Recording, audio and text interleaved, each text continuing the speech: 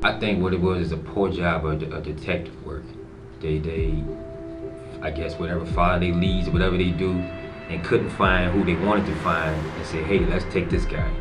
You know, we heard his name somewhere or something, whatever the case was, and they said, hey, let's deal with this.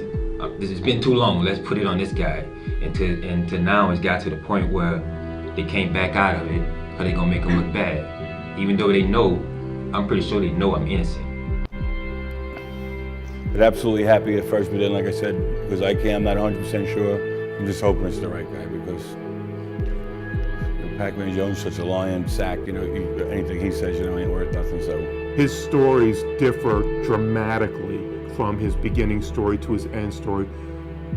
So much so that it doesn't give a ring of truth, and that. To me, I think it shows that Pacman is involved, and he would basically say anything to make sure he's not involved.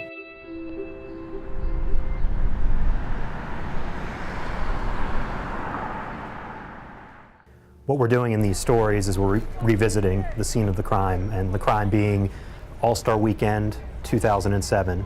It was a weekend in February. It was the first time that Las Vegas hosted the NBA All-Star Game, and if people recall that 3-day period back in 2007. It was a pretty crazy time.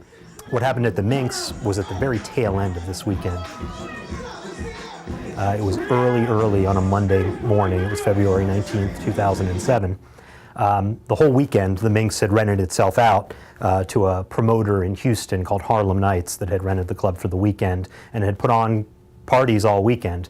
The one that was taking place Sunday night into Monday morning was kind of the grand finale of the weekend, and the guest list was quite impressive. You had figures from the world of sports like Andre Johnson, wide receiver of the Houston Texans, and Adam Pacman Jones, cornerback of the Tennessee Titans.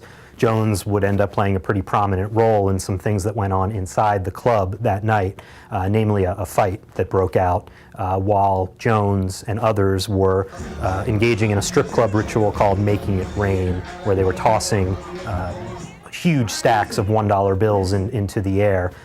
The girls, at least according to the witnesses, the girls started fighting over the money. Adam went in there also, because I think he knew one of the women, the allegations are, and he actually, people saw him hit another woman. As soon as he did that, Aaron Cudworth, who is one of the bouncers, one of the men that got shot that night, he went in, broke it up, grabbed Pacman. Pacman's bodyguard grabbed Aaron. There was a major scuffle. All the while, Pacman believes that some other money of his has gone missing, so he's quite irate by this point. When the bouncers kind of swoop in to calm him down, he fights back to an extent, and it becomes a very ugly scene inside the Minx nightclub. Before Tommy shows up for work, or maybe right after, they usher Pacman out the back door. Pacman's heard uttering, saying, in so many words, I'm going to get you tonight, we're going to expletive deleted you up. And it was heard by a witness out there, heard him say it. Fast forward just 2 minutes after those alleged threats were made, and Cudworth and 2 other people are shot in front of the Minx. Immediately, suspicion fell on Pacman Jones and his entourage because of the fight that occurred inside the club and then the threats that were allegedly made to Cudworth.